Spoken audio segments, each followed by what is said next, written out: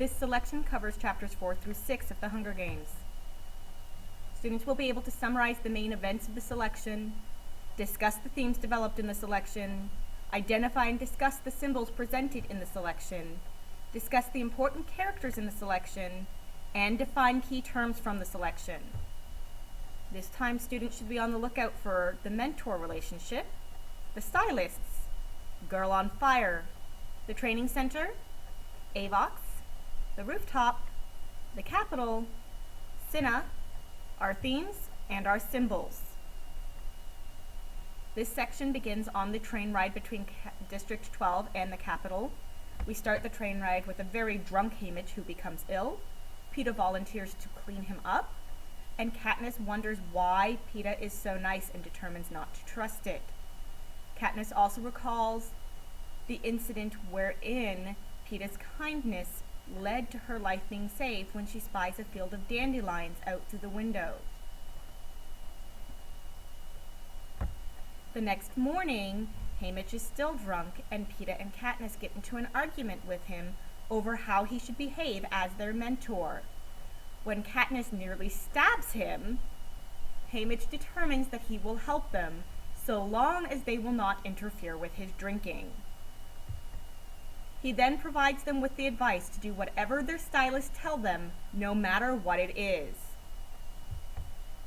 They arrive at the Capitol and are handed over to their stylists, who put them through a routine of extreme hygiene. Not just bathing, but polishing and removing flaws and all kinds of extreme primping.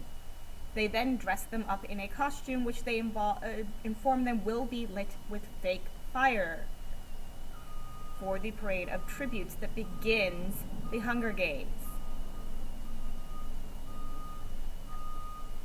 The stylists have a team.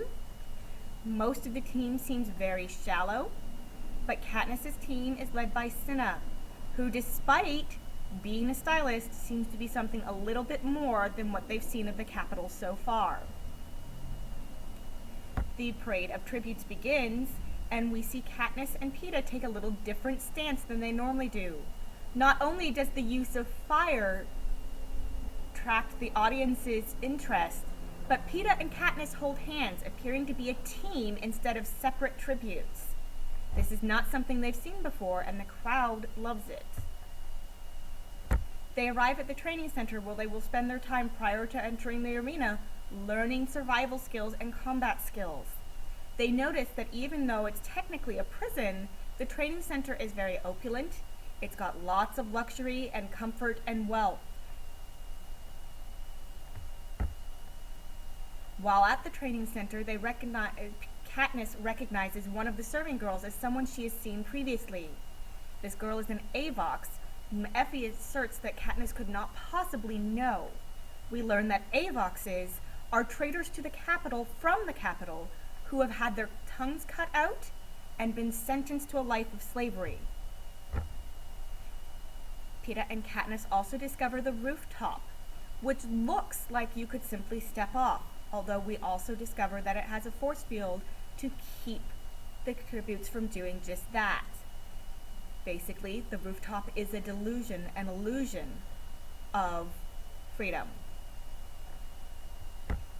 Whereas in our first section we spent all of our time in District 12, this time our setting is primarily the Capitol.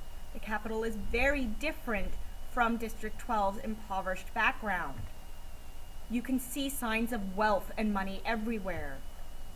The people dress up with bizarre fashion statements like dyeing their skin green. They're very frivolous. The things they spend their money on have nothing to do with survival. Cinna, of course, is the exception to this. He's a brand new designer, and that was why he was assigned to District 12, the most impoverished district there. He's very modest about his talent. He doesn't brag, he doesn't seem bold, or he doesn't seem to think he's superior. He's very sincere and honest with what he wants to do, and he's clearly very talented at his job.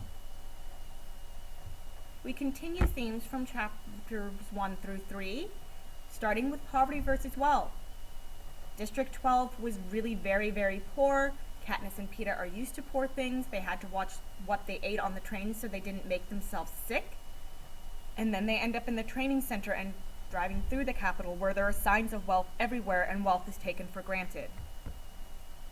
The importance of appearances is very important in this selection. We see that with the stylists and through the parade of tributes.